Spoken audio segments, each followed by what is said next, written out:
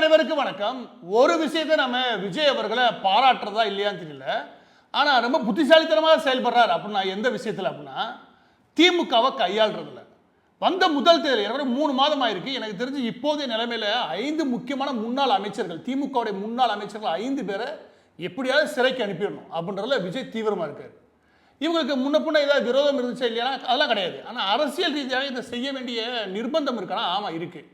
இவங்களை அனுப்பினால ஒழிய எதிர்க்கக்கூடிய திமுக பலவீனமாக இருக்கும். அடுத்த தேர்தல் நோக்கி நம்ம சந்திக்க முடியும். ஒன்று. ரெண்டாவது, நாம் பட்ஜெட் போட போகிறோம். அடுத்தடுத்து சிக்கல்கள் இருக்குது. அந்த வகையில் விஜய் அவர்கள் குறி வச்சிருக்கிற 5 பேரில் முதலாவது இடத்துல வரவர் செந்தில் பாலாஜி. செந்தில் பாலாஜி மட்டும் சொல்ல முடியாது. செந்தில் பாலாஜியோட சேர்ந்து அவருடைய சகோதரர் மற்றும் கரூர் கம்பெனின்னு கடந்த 5 வருடங்களாக பெரிய லெவலில் கண்ட்ரோலில் இது டாஸ்மாக் கடையில் ஆரம்பித்து ஏகப்பட்ட இடங்களில் தன் முழு கட்டுப்பாட்டை வச்சிருந்தார் செந்தில் பாலாஜி. அவருடைய கரூர் கம்பெனி இந்த ஒட்டுமொத்த கேங்கே ஒழிச்சு ஆகணும் அப்படின்னு தெரிகிறாரு. செந்தில் பாலாஜி உள்ளே போயே ஆகணும். அதில் பர்சனலாக காரணம் இருக்கானா கரூர் விவகாரம் ஒன்று. இந்த கரூர் விவகாரத்தில் ஏதோ வகையில் செந்தில் பாலாஜி மீது கோபமாக இருக்காரா இல்லைன்னு தெரியாது. ஆனால் செந்தில் பாலாஜி மீது தீவிரமான ஒரு கண்ணோட தான் விஜய் அவர்களுடைய அரசு இருக்குது. விஜய் தீவிரமாக அதில் இருக்கார். முதலாவது. இரண்டாவது அமைச்சர் யார் அப்படின்னா நம்ம சேகர்பாபு. சேகர்பாபு சம்மந்தப்பட்ட ஃபைல்கள் அதில் ரொம்ப முக்கியமான சில விஷயங்களை தோண்ட ஆரம்பிச்சிருக்காங்க. அவரை எந்த அளவுக்கு, அதாவது ஏற்கனவே ஊழல் சம்பந்தமான ரைடு நடந்துச்சு. அந்த நேரத்திலே சேகர்பாபு கைதாகி உள்ளே போவார்னு நினச்சோம். ஆனால் ஏதோ வகையில் அவர் எஸ்கேப் ஆகிட்டார். ஆனால் அவர் இந்த முறை எஸ்கேப் ஆகவே கூடாது, அவர் உள்ளே போயே ஆகணும் அப்படின்றதுல விஜய் அவர்கள் தீவிரமாக இருக்கான்னு தெரியுது. எனவே சேகர்பாபு 2வது இடத்துல வைக்கிறாங்க. இவங்க மீதில் என்ன மாதிரியான வழக்குகள் மூலமாக விஜய் அவர்கள் முடக்க இல்லாட்டி உள்ள தூக்கி வைக்க முயற்சி பண்ணுறார், அதை பற்றின விஷயங்களை அடுத்து பார்க்கலாம். 3வது யார் அப்படின்னா எதிர்காலத்துக்கு உதயநிதிக்கு யார் யாரெல்லாம் வலது இடதா இருப்பாங்க இல்லையா, இவங்களையும் தேடுறாங்க. அதில் மிக முக்கியமானது அன்பில் மகேஷ். அன்பில் மகேஷ் அவர்கள் முன்னால் வகித்த இந்த கல்வித்துறை சம்மந்தப்பட்ட விஷயத்தில் ஒரு பெரிய ஊழல் பட்டியலை எடுத்திருக்காங்க வெளியில். அதை வச்சு அவரை சுற்றுறாங்க. எனவே அன்பில் மகேஷ். 4வது இடத்துல இருக்கிறது ஏவா வேலு. ஏன்னா ஒட்டுமொத்த கட்சியும் திமுகவுக்கு தேவையான ஃபைனான்சியல், அதாவது ஃபண்டு பண்ணக்கூடிய ஒரு திடமான கட்டமைப்பு இருக்கக்கூடிய ஆள் ஏவா வேலு. ஏவா வேலுவை எப்படியாவது உள்ளே வைக்கணும். இது 4வது. அதற்கடுத்து 5 KN நேரு. KN நேரு ஏவா வேலாம் இந்த கட்சியுடைய மிக முக்கியமான பில்லர். ஏன்னா மீண்டும் இவங்க தலையெடுத்தாங்கன்னா, திருச்சி போன்ற பகுதியில் மீண்டும் தலையெடுத்தாங்கன்னா நம்மளுடைய வெற்றி இல்லையா, அது சாத்தியம் இல்லாமல் ஆகிற வாய்ப்பு உண்டு. எனவே இவங்களே முடக்கி ஆகணும். எனவே KN நேரு, ஏவா வேலு, செந்தில் பாலாஜி, இந்த பக்கத்து நம்ம சேகர்பாபு, அதுக்கப்புறம் அன்பில் மகேஷ். இந்த 5 பேரை தான் சுற்றி வளைச்சி சுற்றுறாங்க. மற்ற நபர்களை கவனிக்காமல் கிடையாது. இந்த வருஷத்தில் திமுகவை நம்ம பிஸியாக வச்சுக்கணும். இந்த 5 பேர் போதும். இதுதான் புத்திசாலித்தனம் சொல்கிறேன். எல்லா பேரும் அட் அ டைமில் உள்ள தள்ளுறது இல்லையா, அதெல்லாம் விஷயம். ஒவ்வொரு மாதமும் நீங்கள் ஒரு நபரை தூக்கி உள்ளே வைக்கிறீங்க, இல்லாட்டி ஏதோ வகையில் அவங்களுக்கு நெருக்கடி கொடுக்க ஆரம்பிச்சீங்கன்னா அந்த செய்திகள் மூலமாக ஒவ்வொரு மாதமும் இல்லை 2 மாதங்களுக்கு ஒரு முறை நீங்கள் ஒரு அமைச்சரை தூக்கி, முன்னாள் அமைச்சர் தூக்கி உள்ளே வைக்கிறீங்க. இல்லை அவர் சம்மந்தப்பட்ட ஊழல் விஷயங்களை வெளியே கொண்டு வரீங்க, முறைகேடு சம்மந்தப்பட்ட விஷயம் வெளியே கொண்டு வரீங்க, அவங்களை ஏதோ வகையில் சட்ட ரீதியாக நீங்கள் நடவடிக்கை எடுக்கிறீங்கன்னு வச்சுக்கோங்க. அந்த செய்தியை ஒரு 3 வாரம் ஓடிடும். எனவே இதை பார்த்து மற்ற முன்னாள் அமைச்சர்கள் இருப்பாங்களே, முன்னாள் அந்த நேரத்தில் சம்பாரிச்சவர் இருப்பான், ஏகப்பட்டவர் இருப்பான், அவன் கொஞ்சம் ஒதுங்கி நிற்பான். எனவே திமுகவுடைய பலத்தை கொஞ்சம் கொஞ்சமாக கரைக்கணும், இல்லாட்டி உடைக்கணும் அப்படின்னு யாராவது முடிவு பண்ணால் அந்த திட்டத்தை இந்த விதமாக செயல்படுத்த முடியும். அந்த வகையில் தான் விஜய் அவர்களை நம்ம பாராட்டுறதான்றதை தாண்டி அவர் புத்திசாலித்தனமாக செயல்படுறாரு. அந்த வரிசையில் டாப்பில் ஒரு ஆள் இருக்காரு. இந்த நம்பர்ஸ்லேயே இல்லை ஒரு ஆள் இருக்காரு. அவர் வேற யாருங்காரு, உதயநிதி. உதயநிதியோடைய வலது இடமா, அதாவது அமைச்சரவையில் இல்லாமல் நண்பர்களாக இருந்திருப்பாங்களே, அவங்கள எல்லாத்தையும் சுற்றுறாங்க. இது எல்லாத்தையும் கணக்கிட்டோன்னு வச்சுக்கோங்க. விஜய் அவர்களுடைய கணக்கு எந்த விதமாக போகுது அப்படின்னா, முதலாவது செந்தில் பாலாஜி எடுத்தோம்னா, செந்தில் பாலாஜியை பொறுத்த வரைக்கும் வழக்குகள் அடுத்தடுத்து உயிர் பெறுது. அதில் மிக முக்கியமானது டாஸ்மாக் வழக்கு. இந்த டாஸ்மாக் வழக்கை தனியாக வைங்க. ஆனால் இவர் ஸ்பெஷலாக என்ன பண்ணுறாரு, டாஸ்மாக் ஒன்று பத்தாது, இன்னும் கொஞ்சம் சூடு பிடிக்கணுன்றதுக்காக, தன் கண்ட்ரோலில் வருன்றதுக்காக அவர் என்ன பண்ணுறாரு அப்படின்னா, இந்த ஆட்சியை கவிழ்த்துறதுக்கு முயற்சி பண்ணாருன்னு சொல்லிட்டு செந்தில் பாலாஜி, அசோக் குமார் சம்மந்தப்பட்ட நபர்கள் எல்லா பேரையும் கைது பண்ணி உள்ளே வச்சார். ஸோ இந்த போது ஒரு வழக்கு இருக்கா. அதுக்கடுத்து இன்னொரு வழக்கை 41 இடங்களில் ரைடு நடத்தினார். எது, லஞ்ச ஒழிப்புத்துறை வச்சு. யார், விஜயோடைய அரசு. 41 இடங்களில் நடந்த ரைடின் மூலமாக லஞ்ச ஒழிப்புத்துறை என்ன முக்கியமான குற்றச்சாட்டு வைக்கிறதுனா, டாஸ்மாக் சம்மந்தப்பட்ட விஷயங்களை ஊழல் நடந்திருக்கு. இது அந்த ஊழல் எப்படி கட்டமைக்கப்படுது, இல்லாட்டி அது எப்படி சொல்லப்படுது அப்படின்னா 2 விதமாக சொல்லப்படுது. ஒன்று, இங்கே உள்ள டாஸ்மாக் கடைகளை நடத்துனாங்களா, அதில் 10 ரூபாய் 500 ரூபாய் வரைக்கும் கூட விற்றுருக்காங்க. அது வெறும் சின்ன டாஸ்மாக் கடையில் மட்டும் கிடையாது.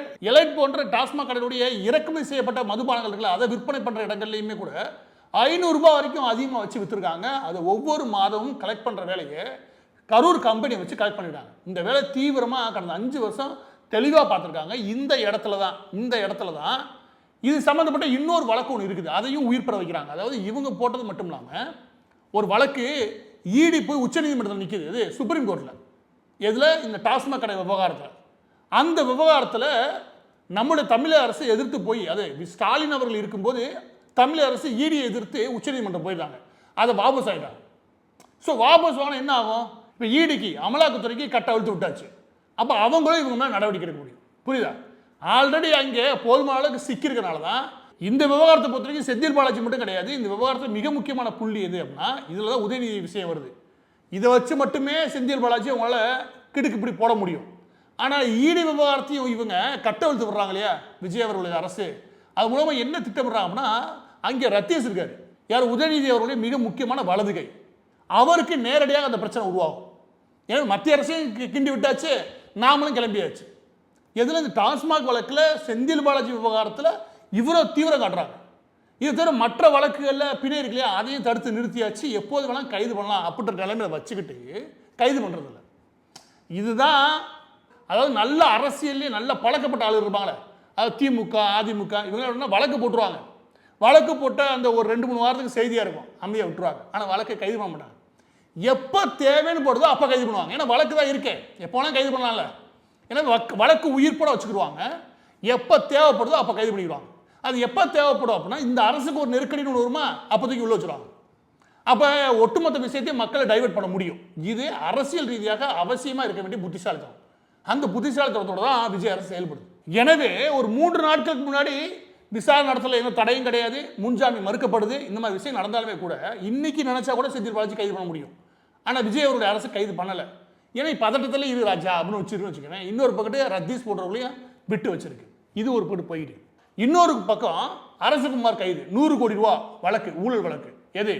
பள்ளிக்கூடங்களில் எல்லாத்தையுமே, தனியார் பள்ளிக்கூடங்களில் அனுமதி வாங்கி தரேன், அது வாங்கி தரேன், இது வாங்கி தரேன்னு ஒரு 100 கோடி ரூபாயை இவன் கலெக்ஷன் பார்த்துருக்கான் அப்படின்னு வச்சு விசாரிச்சதில் நமக்கு வரக்கூடிய தகவல் என்ன அப்படின்னா, அரசகுமாருடைய மகன் நினைக்கிறேன், எங்களுக்கு வரக்கூடிய தகவல் சரினா அரசகுமாருடைய மகன், அவர் விஜய் அவர்களுடைய வலதுகரமாக இருக்கக்கூடிய ஜெகதீஷை மீட் பண்ணியிருக்காரு, இல்லாட்டி ஏதோ வேலை ஹெல்ப் கேட்டிருக்காரு. எனவே சிறைச்சாலையில் ஓரளவுக்கு அவருக்கு உதவிகள் கிடைக்குது. யார்? அரசகுமாருக்கு. அவர் பெரிய தொந்தரவோடு இருக்கிற மாதிரி தெரில. அந்த இடத்துல அவரை கரைச்சி அன்பில் மகேஷுக்கு எதிராக போதுமான அளவுக்கு வாக்குமூலங்கள் பெறப்படுது. இது வரக்கூடிய தகவல்கள். இந்த தகவலின் அடிப்படையில் பார்த்தோன்னு வச்சுக்கோங்க, சும்மா 200 கோடிக்கு மேலே அன்பில் மகேஷ் நோக்கி நகர்ந்திருக்கு, அவருடைய குடும்பத்தினரை நோக்கி நகர்ந்திருக்கு. இந்த தகவல் வருது. அப்படி வர பட்சத்தில்னா இப்போ நினைச்சா கூட அன்பில் மகேஷை தூக்க முடியும். ஆனால் அதையும் செய்யாமல் அரசகுமார் உள்ளே இருக்காரு. எனவே அரசகுமாரை வச்சு எவ்வளோ முடியுமோ அத்தனை ஆதாரங்களையும் திரட்டுறதுக்கான எல்லா வேலைகளையும் விஜய் அவருடைய அரசு செயல்படுது. இந்த அன்பில் மகேஷ் தான் உதயநிதிக்கு மிக முக்கியமான இன்னொரு கை. எனவே அந்த கையையும் எப்போ வேணாலும் கைது பண்ணலாம், அப்படியே நிப்பாட்டு. ஆதாரங்கள் எவ்வளோ முடியுமோ அவ்வளோ ஆழமாக திரட்ட ஆரம்பிங்க.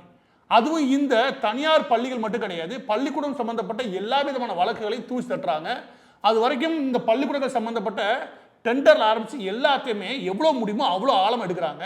அது சம்மந்தப்பட்ட எல்லா ஃபைலையும் கையில் எடுத்து வச்சாச்சு. எனவே எப்போது வேணாலும் அன்பில் மகேஷை கைது பண்ணலாம். அதுக்கு தேவையான எல்லா ஆதாரங்களும் கை மேலே அவங்க கையில் இருக்குது. இது 2வது. 3வது, ரொம்ப பெரிய லெவலில் ஆட்டம் போட்டது யார் 5 வருஷம் அப்படின்னா, எனக்கு தெரிஞ்சு தலக்கணம் பிடிச்சி அதிகமாக ஆனது அப்படின்னா சேகர் பாபு அவர்கள். அதிகாரம் இருக்கும்போது எந்த அளவுக்கு பணிவாக போகிறோமோ அந்த அளவுக்கு மக்கள்கிட்ட எதிரிட்ட கூட நல்ல பேர் வாங்கிட முடியும்னு வச்சுக்கோங்க. ஆனால் இவர் ரொம்ப மோசமாக ஸ்டாலின் அவர்களும் இல்லாட்டி ஸ்டாலின் அவர்கள் குடும்பத்தினரும் அவங்கள குளிர்விக்கிறதுக்காக இவர் ஒரு படி மேலேயே போய் ஆடிட்டாரோ அப்படின்ற அளவில் இருந்துச்சு அவருடைய நடவடிக்கைகள். அதில் மிக முக்கியமானது கடைசியாக தேர்தல் வழக்கு. தேர்தல் நேரத்தில் தமிழக வெற்றி கழகத்துக்கு சம்மந்தப்பட்ட நபர்களை மிரட்டினது, அடித்தது சம்மந்தப்பட்ட வழக்கு. அதாவது வந்ததுமே வழக்கை பதிவு செஞ்சுட்டாங்க. வழக்கை பதிவு செஞ்சுட்டாங்க. அந்த வழக்கில் சேகர் பாபு ஜாமீன் கேட்டு போகிறார் கோர்ட்டுக்கு. இதையும் பாருங்கள், கோர்ட்டுக்கு போகிறார், கோர்ட்டில் ஜாமீன் கிடைக்கல. ஆனால் கைது நடக்கலை. அதுதான் ரொம்ப முக்கியம். அப்போ அந்த வழக்கும் உயிர் போட இருக்குது. அந்த வழக்கால் அவர் போனார்னா 15 நாள் வெளியே வந்துடுவார். இப்படியா இருக்க வேணாம், வழக்கெல்லாம் உயிர் போட வச்சுக்கோங்க. அதற்கு அப்புறம் என்ன பண்ணுங்கன்னா, சிஎம்டி இருக்குல்லையா, அதாவது சென்னை முழுவதும் இருக்கக்கூடிய கட்டிடங்களுக்கு அனுமதி கொடுத்த வகையிலும் சரி, சென்னை முழுவதும் அரசு சம்பந்தப்பட்ட கட்டுமான வேலைகளும் சரி, நகர்ப்புற மேம்பாடு இருக்கு இல்லையா, இது சம்பந்தப்பட்ட பெரும்பாலான டெண்டர் எல்லாமே சேகர்பாபு ஆணைக்கிடங்க இல்லை சேகர்பாபுடைய தலையீடோட தான் நடந்துச்சு. அதில் 15% 20% வரைக்கும் கமிஷன் அடிச்சிருக்காங்க. அப்போ இதில் முன் வந்து வாக்குறுதி, அதாவது முன் வந்து வாக்குமூலம் கொடுக்கறதுக்கும் ஆதாரங்களுக்கு அதுக்கு ஒத்துழைப்பு கொடுக்கறதுக்கும் எல்லா சாட்சிகளும் தயார் பண்ணும். அவளை ஈஸியாக அமைச்சர் முன்னாள் அமைச்சர் எதிர்த்து எல்லாரும் வந்துட மாட்டாங்க. அப்போ அவங்களை சம்மதிக்க வைக்கிறதுக்கும் அதில் ஊழலில் சரியான தடயங்களை கண்டுபிடிச்சி அதை உள்ளே கொண்டு போகிறதுக்கு சேகர்பாபுலாம் மாட்ட போகிறது உறுதினு வச்சுக்கோங்க. அதையும் தீவிரப்படுத்தியிருக்கு விஜய் அவருடைய அரசு. இது மூன்றாவது. இதில் அடுத்து போகிறதுக்கு உங்களுக்கு சொல்கிறீங்க, இதையெல்லாம் யார் பண்ணியிருக்குன்னு சொல்கிறீங்க. அதாவது எடப்பாடி பழனிசாமி அவர்கள் 4 வருஷம் முதலமைச்சராக இருந்தார். அந்த 4 வருஷம் எதுவுமே பண்ணலை, எதுவுமே பண்ணலன்ற விட்டுருக்காங்க. அதுக்கு முன்னாடி அவங்க ஆட்சியில் இருந்தாங்க. ஆனால் திமுக சம்மந்தப்பட்ட திமுக முன்னாள் அமைச்சர்கள் சம்மந்தப்பட்ட எந்த வழக்கு நகரவே இல்லை. இதை அரசியல் நல்லா பார்த்துக்கிட்டு எல்லா பேருக்குமே ஒரு விதமான சங்கடம் வந்துச்சு. ஏன் ஒரு நடவடிக்கை எடுக்க மாட்டாரு? ஒருவேளை புதுசாக முதலமைச்சராக இருக்காரு, எனவே பெரிய லெவலில் வேணாம், சண்டையாக போக வேணாம், ஆட்சி நடத்துவோம் அப்படின்னு சொல்லி கவனம் செலுத்திருக்கலாம் அப்படின்னு நினச்சாங்க. ஆனால் இந்த வேலையை அப்போ தான் பண்ணலைன்னா எதிர்கட்சியாக உட்கார்ந்ததுக்கப்புறம், அதாவது திமுக ஆட்சி அதிகாரத்தில் இருக்கும்போது கடந்த 5 வருஷத்தில் எதிர்கட்சி நீங்கள் தான். அந்த எதிர்கட்சியை 4 வருடங்கள் பெரிய லெவலில் திமுகவுக்கு எதிராக பெரிய போராட்டங்களை கட்டமைக்கல. அப்போ அதிமுக உயிர் எங்கே இருக்குது அப்படின்னா திமுகவுடைய எதிர்ப்பில் இருக்குது. திமுகவை வீழ்த்துவோம்னு சொல்லி வந்த கட்சி தான் அதிமுக. அதிமுக தனிப்பட்ட ஒரு பெரிய குணாதிசயம் எதுவும் கிடையாது. கருணாநிதி எதிர்ப்பு, திமுக எதிர்ப்பு. திமுக வீழ்த்தணும் அப்படின்னு மக்கள் நினச்சா அதிமுகவுக்கு ஓட்டு போடுவாங்க. அதுக்கப்புறம் 2 கரிஷ்மேட்டிக், அதாவது ஜெயலலிதா அவர்கள் வந்தாங்க, அதுக்கு முன்னாடி எம்ஜிஆர் இருந்தார். இவங்களுடைய அந்த மக்கள்கிட்ட இருக்கக்கூடிய ஈர்ப்பு, இதுதான் அதிமுக. அப்போ அந்த ஈர்ப்பு இல்லாத போது திமுக வீழ்த்திற்கான சக்தி நான் தான்ற நம்பிக்கையை உருவாக்க வேண்டிய பொறுப்பு அதிமுகவுக்கு இருந்துச்சு. அந்த 4 வருடங்கள் அவங்க செய்யாமல் கடைசி 1 வருஷம் மட்டும்தான் அவங்க திமுக எதிர்ப்புக்கு கொஞ்சமாவது வேலை பார்த்தாங்கன்னு போது அந்த இடத்துல தான் மாற்று சக்தியாக விஜய் வந்து உட்கார்றாரு. வந்து உட்கார்ந்தது அரசியலில் முன்னாடி பண்ணும்போது அதிமுக விமர்சனம் பண்ணாமல் திமுக மட்டுமே விமர்சனம் பண்ணிட்டு ஜெயலலிதா அவர்கள் எம்ஜிஆர் நல்லா உயரமாக வச்சுருந்தார். அப்போ அவர் என்ன அங்கே பொசிஷன் பண்ணார்னா திமுகவை வீழ்த்துற நான் தானே. அந்த இடம் எப்படி அவருக்கு போச்சு? அதிமுக செஞ்ச மிஸ்டேக். அதில் என்ன கேட்டீங்கன்னா அதிமுகவுக்கு இன்னைக்கும் இருக்கிற வாய்ப்பு என்ன? திமுக எதிர்ப்பு தான். ஆனால் என்ன கெடு வாய்ப்பாக அந்த இடத்த முழுமையாக தன் கையில் கொண்டு வர்றாரு விஜய் அவர்கள். இதுதான் அவர் செய்யக்கூடிய 2வது மிக முக்கியமான புத்திசாலித்தனம். சரி, ஓகே, தேர்தலில் பண்ணார், வெற்றி பெற்று வந்துட்டார். இதுக்கப்புறம் பண்ண மாட்டார். நீங்கள் என் போடல, நாங்கள் கூட்டமாக உட்காந்து பேசியிருக்கும்போது கூட சொல்லுவேன், இதுக்கப்புறம் பெருசாக போக மாட்டாங்க. ஏன்னா நீங்கள் எந்த செலவும் இல்லாமல் பெரிய எந்த முயற்சியும் இல்லாமல் எளிமையாக ஆட்சி அதிகாரத்தை கைப்பற்றிட்டீங்க. அவ்வளோ பெரிய பவரை கைப்பற்றிருக்காரு. அதனால் முன்னாடி இருந்தவங்களாம் பழிவாங்க நினைப்பில் அவர் இருக்க மாட்டார். பழிவாங்க தேவையும் விஜய்க்கு இருக்காது அப்படின்னு நான் நினச்சிக்கிட்டு இருந்தா வந்த முதல் வாரத்துலேருந்து வேலையை ஆரம்பிக்கிறார் யார்? விஜய், திமுகவுக்கு எதிரானது. அப்போ எலெக்ஷனுக்கு அப்புறமும் தீவிரமாக தன்னை ஒரு அரசியல்வாதியாக அதை அரசியல் செய்ய வேண்டிய ஒரு தீவிரப்படுத்துகிறார் இல்லையா? அதாவது முன்ன பின்ன அரசியல் பழிவாங்களே கிடையாது அவருக்கு. ஆனால் அப்போவுமே தீவிரப்படுத்தியிருக்காருன்னா அவர் இதை தீவிரமான அரசியலை எடுத்துகிட்டு போகணும் நீண்ட காலத்துக்கு நினைக்கிறார். எனவே இதை ஜஸ்ட் 2 வருஷம் விட்டு வச்சிங்கன்னா திமுக திரும்பவும் உயிர் பெறும். அப்போ திமுக அரசியலே பண்ண இடமே இல்லாத அளவுக்கு நாம் அரசியல் போகணும்னு அவர் முதல் வாரத்தில் யோசிக்கிறார் ஆளுங்கட்சியா. அப்போ அந்த இடத்துல என்ன பண்ணால் திமுக எதிர்ப்பில் இந்த வேலையெல்லாம் ஆரம்பிக்கிறார். இந்த வேலையில் 10% கூட அதிமுகவுக்கு எதிராக கிடையாது. அதிமுக அமைச்சர்களுக்கு எதிராகவும் வழக்குகள் இருக்குது. அந்த வழக்கெல்லாம் பெருசாக அவர் வியாபப்படுத்தவே இல்லை, நீ கவனிச்சிங்கன்னா. அப்போ அவர் ஊழலுக்கு எதிராக போராடுறத அவர் அரசியல் பண்ணுறாரு. அதனால தான் சொல்லி பாராட்டுறதை விட அவர் புத்திசாலித்தனமாக செயல்படுறா நம்ம சொல்லணும். நான் பாராட்டுன்னு தெரிஞ்சு வச்சுக்கவேன். விஜயபாஸ்கர் தூக்கி உள்ளே போட்டார் யார்?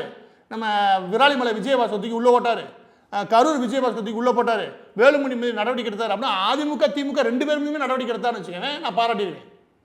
ஆனால் இவர் பண்ணது தன்னுடைய அரசியலுக்கு யாரை வீழ்த்தணும்னு தெரியுது, அடுத்த 5 வருஷத்துக்கு யாரை நம்ம முடக்கணும்னு தெரியுது, அதுக்கு நம்ம எப்படியான அரசியலை முன்னெடுக்கணும்னு தெரியுது. அதை முதல் நாள்லேருந்து பண்ணுறாரு. எனவே அவர் புத்திசாலித்தனமாக செயல்படுறாரு. இதுக்கடுத்து 4வது இடத்துல இருக்கிறது நேரு சம்பந்தப்பட்ட விஷயத்தில், அதாவது நீங்கள் திமுகவை ஒரு அமலாக்கத்துறையோட கட்டுப்பாடுகளை கொண்டு போகணும் அப்படின்னா அதில் மிக முக்கியமான 3 புள்ளிகள் இருக்குன்னா, 1 ஜெகத் ரட்சகன், 2வது ஏவா வேலு, 3வது KN நேரு. இந்த மாதிரி 3 முக்கியமான புள்ளி. துரைமுருகன்லாம் ஓரளவுக்கு ஒதுக்கிட்டாரு, அவர் பெரிய பவர்ஃபுல்லாக இல்லை. இந்த 3 பேர், இந்த 3 பில்லரை உடைக்கணும். இதில் ஜெகத் ரட்சகன் அவருடைய மகன் நேராக போய் விஜய்கிட்ட சரண்டர் ஆகிட்டார். அவர் முதல் நாளே சரண்டர் ஆகிட்டார். எனவே அவரை விட்டு வச்சிட்டான்னு வச்சுக்கோங்க. அதுக்கு அடுத்து இருக்கிறது KN நேரு. அப்போ KN நேருக்கு என்ன இருக்குது? நகர்ப்புற மேம்பாட்டுத்துறையில் பெரிய ஊழல் பட்டியல் நாம தான் வெளியிட்டோம். எப்படி அவங்க டெண்டர்லாம் கொடுத்தாங்க, யாருக்கு என்னங்க கொடுத்தாங்க, எப்படி பார்ட்டி ஃபண்டை வசூல் பண்ணாங்க, எல்லா விஷயம் நம்ம தான் வெளியிட்டோம். அந்த KN நேரு சம்மந்தப்பட்ட விஷயத்தில் இவ்வளோ வழக்கல் இருக்குது. அந்த KN நேரு சம்மந்தப்பட்ட விஷயத்தில் இந்தந்த தகவல்லாம் இருக்குது. எனவே இதன் அடிப்படையில் ஒரு ரைடு ஒன்று நடத்தி முடிச்சாங்க. அதன் அடிப்படையில் அமலாக்கத்துறை வழக்கு பதிவு செய்ய சொல்லி நீதிமன்றத்துக்கு போச்சு.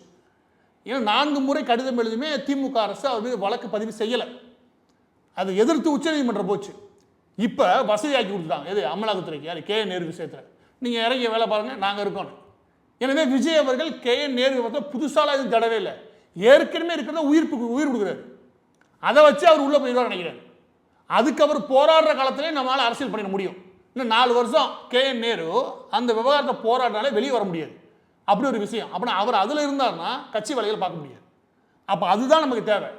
எனவே அதை மட்டும் செய் அப்படின்னு KN நேரு விவகாரத்தில் அதை தூசி தட்டி விட்டாச்சு. இதில் ரொம்ப முக்கியமான விஷயம், இவர் எப்படியாவது மத்திய அரசை எதிர்த்து பேசி அவங்களது சண்டை வந்து பெருசாக போகாதா. திமுக ரொம்ப நாளாகவே ஏன் விஜய் மோடி பேச மாட்டாரு, ஏன் மத்திய அரசு பேச மாட்டாரு, ஏதாவது பேசணும் இவங்களுக்கு, பேசி ஏதாவது வம்புலுக்கட்டும் அப்படின்னு.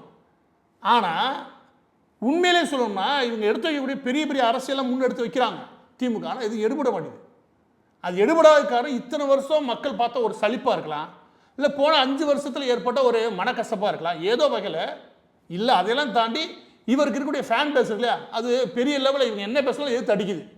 எனவே முதல் முறையாக அரசியல் பண்ணுறதுல ரொம்பவுமே கையை பெசஞ்சு நிற்கிது திமுக. அதனால தான் இவங்களால ஏன் மோடிக்கு எதிராக பேச மாட்டான்னு சொல்லியுமே பெரிய அரசியல் பண்ண முடியல. நீட்டுக்கு எதிராக ஒரு அரசியல் பண்ண முயற்சி பண்ணாங்க, அது தோல்வி தழுவிடுச்சு. எனவே அந்த இடத்துலையும் புத்திசாலித்தனம் என்ன அப்படின்னா, நான் எதுக்கு மத்திய அரசை பகச்சுக்கணும், அப்பெல்லாம் போக முடியாதுன்ற முடிவில் அவர் இருக்காரு. அதையும் நம்ம பாராட்டலாம்.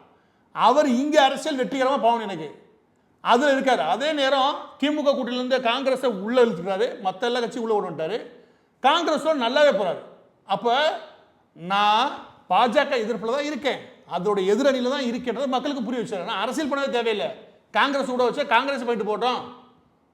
எனவே ரீஜனல், அதாவது தமிழ்நாட்டுக்கான அரசியலுக்குள்ளே இருக்கு இல்லையா, அந்த வட்டத்துக்குள்ளே தன்னை சரியாக நிலைநிறுத்துறாரு விஜய். அதுவும் புத்திசாலித்தனம் தான். இதில் கடைசியாக ஏவாவேலுக்கு ஒரே ரோடு தான். ஆள் சிங்கப்பூர் ஓடி போயிட்டாரு, திரும்ப வந்திருக்காரு வச்சுக்கவேன். ஒரே ஒரு ரோடுக்கே இவர் சிங்கப்பூர் ஓடுறாங்க. எனக்கு தெரிஞ்சு நெடுஞ்சாலைத்துறையில் இவர் போட்ட ரோடு இருக்கு இல்லையா, அது ஒவ்வொரு ரோடையும் தோன்றினாலே ஆள் ஒவ்வொரு ஊராக ஓடுவோம், ஒவ்வொரு நாடாக சுற்றிட்டு வரணும்னு வச்சுக்கவேன். எனவே அந்த ஆளை முழுசாக ஆக்டிவாக வச்சுக்க போகிறது கிடையாது. அவரெல்லாம் முடக்கிறது ரொம்ப ரொம்ப எளிமை. ஏன்னா அந்த அளவுக்கு அவர்கிட்ட காசு புழங்குது, அந்த அளவுக்கு ஊழல் உச்சத்தில் இருந்துச்சு. ஏன்னா ஏவாவேலு வீழ்த்துறதுலாம் இருக்கு இல்லையா, அவங்க ரொம்ப எளிமையான விஷயம். இவங்க எல்லா பேரையும்ல ஒரு 3 பேரை தூக்கி உள்ளே வச்சா வச்சுக்கவேன், மற்ற எல்லா அமைச்சரும் அமைதியாகும்.